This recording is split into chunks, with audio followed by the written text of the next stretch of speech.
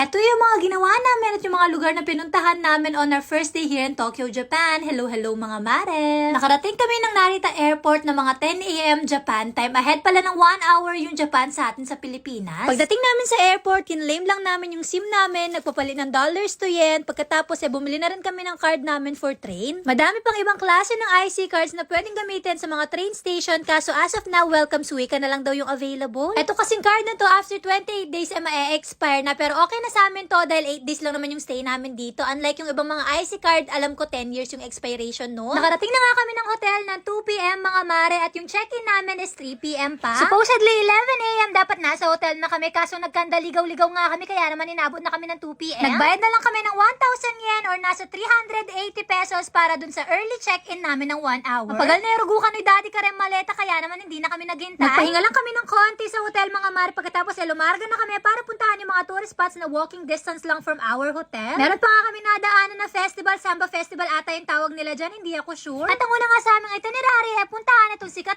na ramen nandito sa may Japan, ang Ichiran sa may Asakusa nga pala to. Sikat na sikat itong Ichiran ramen at madami silang branches all over Japan.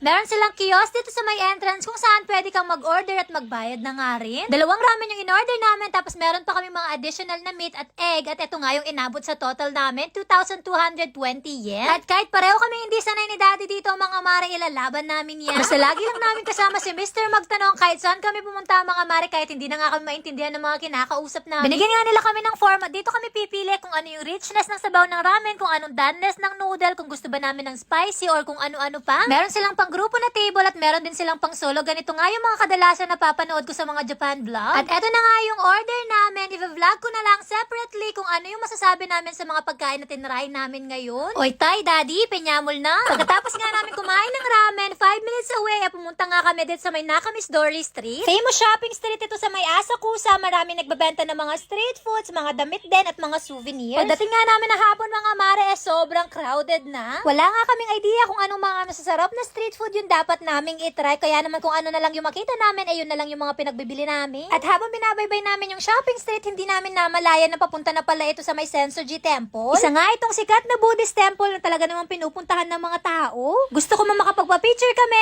ng walang sagabal kaso sobrang crowded na nga dyan, Mari. At ito namang si Aizen napakasarap nga ng tulog. Syempre kasama niya si Blue. Hindi tuloy kami nakapagpa-picture ng buong family dito mga Mare. Salitan lang kami ni Daddy. And from Sensoji Temple, pumunta na naman kami dito sa may Sumida Park. Riverside pala ito mga mare na merong view ng Tokyo Skytree. Ayun oh. From this Riverside Park, kitang-kita yung Tokyo Skytree. Yung golden building na mukhang beer, Asahi Beer Hall yan. At yung isang gold naman is Asahi Golden Flame daw yan. Mga sikat na buildings nga yan dito sa may Tokyo mga mare. At sa mga panahong yan, tulog na tulog pa nga ang Aizen mga mare. Kaya naman kaming dalawa na muna ni Daddy yung nag-video-video at nag-picture-picture dito. Nagpalipas lang kami ng mga ilang minuto dyan mga mare. Tapos nagpasya kami na umuwi na nga. At malapit din itong Sumida Park sa hotel namin mga mare. Kaya naman nilalakad lang din namin. Medyo pagoda na nga kaming dalawa ni Daddy dyan mga mare. Kaya naman gusto na naming magpahinga. Pero bago nga kami umuwi, dumaan muna kami sa may Family Mart na convenience store para bumili ng makakain namin for dinner sa hotel. Gusto lang din namin ma-experience yung mga pagkain dito sa may convenience store nila. Marami kasing nagsasabi na masarap daw yung mga pagkain nila. At pagkatapos namin sa may Family Mart mga mare, dumiretso na nga kami ng hotel para magpahinga. Kaya hanggang dito na lang muna. Salamat sa panonood. Bye!